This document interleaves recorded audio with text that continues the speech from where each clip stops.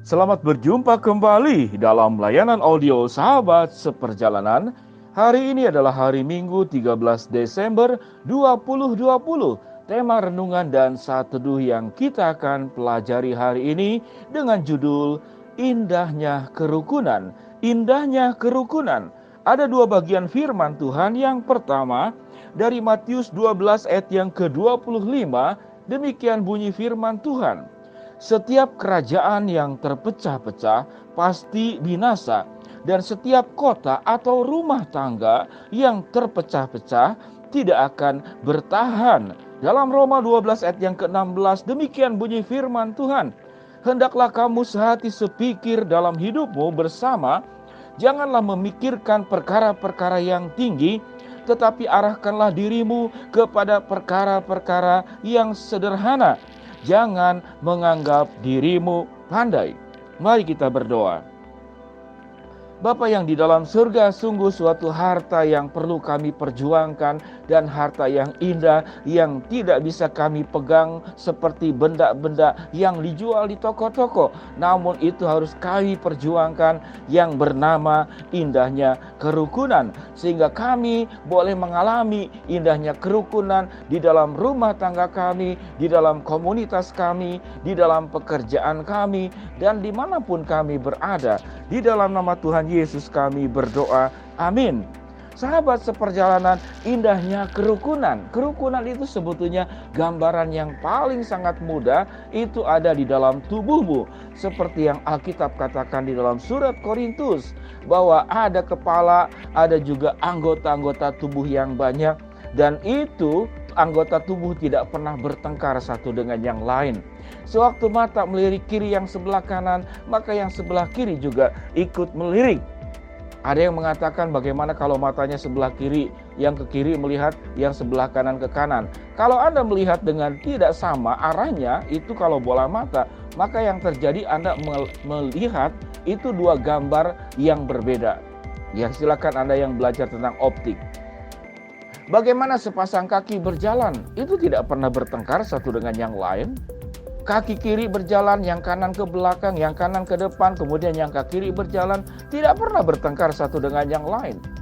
Bagaimana otak kemudian melakukan keseimbangan badan agar tidak terjatuh, sehingga sewaktu Anda mengendari sepeda, mengendari motor yang beroda dua, yang tiga atau dan bukan empat, itu tetap tidak jatuh. Karena apa? Karena otak itu mengontrol keseimbangan tubuh. Bagaimana aliran darah di dalam tubuh kita? Ada kerjanya yang lebih berat, yaitu namanya jantung. Jantung itu tidak pernah istirahat. 24 jam satu hari, 7 hari satu minggu, 30 hari satu bulan. Tidak pernah kemudian bersungut-sungut. Mengapa saya terus bekerja sementara tangan dan kaki kalau tidur itu memeluk guling dan kepala itu bersenderkan di bantal? Adakah jantung kemudian ribut? Bersungut-sungut tidak.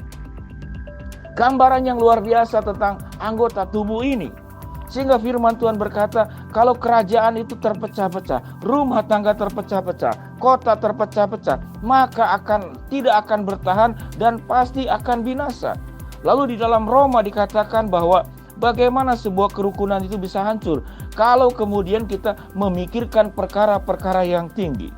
Perkara-perkara yang tinggi ini di dalam terjemahan saya bahasakan di dalam bahasa yang mudah dimengerti, yaitu berbicara tentang tuntutan demi tuntutan. Sementara firman Tuhan katakan bahwa tetapi arahkanlah dirimu kepada perkara-perkara yang sederhana. Artinya apa? Belajar menyederhanakan segala masalah-masalah yang ada itu agar kemudian ditemukan jalan keluar, atau bahasa yang lebih sederhana. Masalah besar itu dibuat jadi kecil, masalah kecil itu dibuat menjadi tidak ada. Itu yang dikatakan firman Tuhan berkata, arahkanlah dirimu kepada perkara-perkara yang sederhana. Kalau kita hanya memikirkan perkara-perkara yang tinggi, tidak ada masalah, dibuat jadi ada masalah. Ada masalah, dibuat masalah menjadi besar. Masalah besar menjadi pertengkaran, menjadi perpecahan seperti yang firman Tuhan katakan. Dan pada akhirnya di dalam Matius 12 ayat 25, kalau sudah perpecahan yang terjadi apa? Pasti binasa. Kalau sudah ada perpecahan yang terjadi apa? Tidak akan bertahan.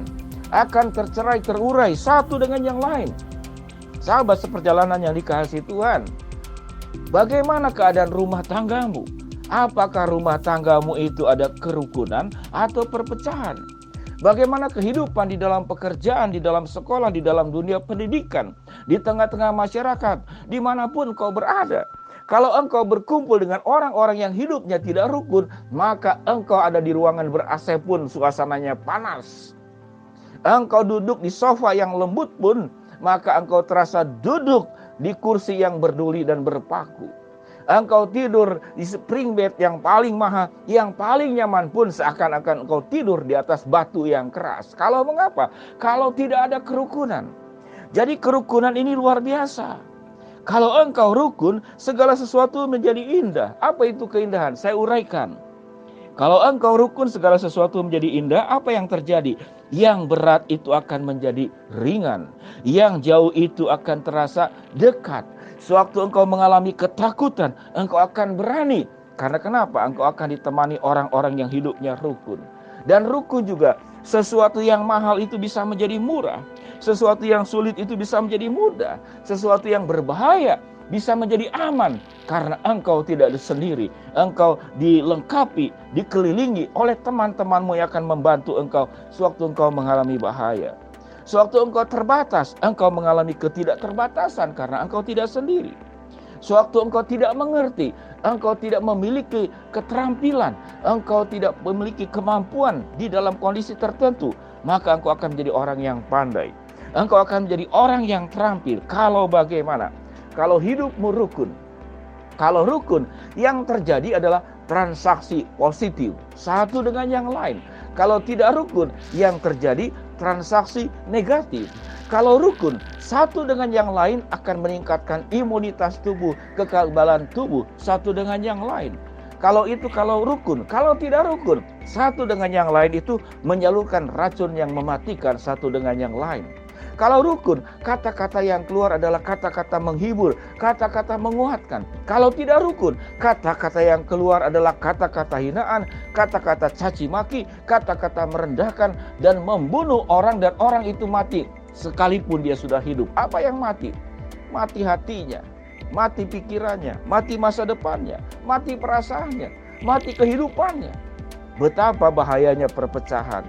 Betapa bahayanya dikatakan di dalam firman Tuhan. Sewaktu engkau memikirkan perkara-perkara yang tinggi di dalam kehidupanmu, yang engkau keluarkan adalah tuntutan demi tuntutan, ego dirimu yang engkau kedepankan, sementara kerukunan itu berbicara bagaimana firman Tuhan katakan, hendaklah kamu sehati sepikir dan hidupmu bersama-sama, jangan memikirkan perkara-perkara yang tinggi, tetapi arahkanlah dirimu kepada perkara-perkara yang sederhana.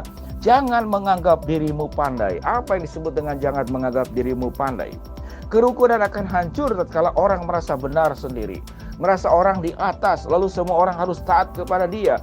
Dia berbicara, orang harus mendengar. Sementara waktu orang berbicara, engkau tidak peduli, engkau tidak mau mendengarkan. Sahabat seperjalanan, indahnya kerukunan. Kerukunan adalah harta yang tidak bisa dibeli, tapi harus diusahakan antar pribadi, di dalam rumah, di dalam komunitas manapun juga. Sahabat seperjalanan, indahnya kerukunan. Mari kita belajar untuk membuang semua penyakit-penyakit yang membuat kerukunan itu menjadi sirna, keras kepala, merasa paling benar, dominan, kemalasan, ketidakpedulian, tidak konsisten, tidak setia, tidak taat kepada kesepakatan, emosional, baperan, kemudian tidak pernah selesai dengan masa lalu dan kehidupanmu pribadi. Mari kita belajar untuk menciptakan indahnya kerukunan yang sudah disampaikan pada saat ini. Mari kita berdoa. Bapa yang di dalam sorga, hamba-Mu berdoa buat sahabat seperjalanan yang sedang sakit di rumah sakit maupun di rumah. Tuhan jamah, Tuhan sembuhkan. Buat sahabat seperjalanan yang sedang menghadapi kesulitan, tantangan, problem, dan masalah dalam kehidupan, Tuhan bukakan jalan. Buat sahabat seperjalanan yang sedang berdoa, mengharapkan sesuatu, Tuhan akan kabulkan sesuai dengan waktu, rencana, dan kehendak-Mu.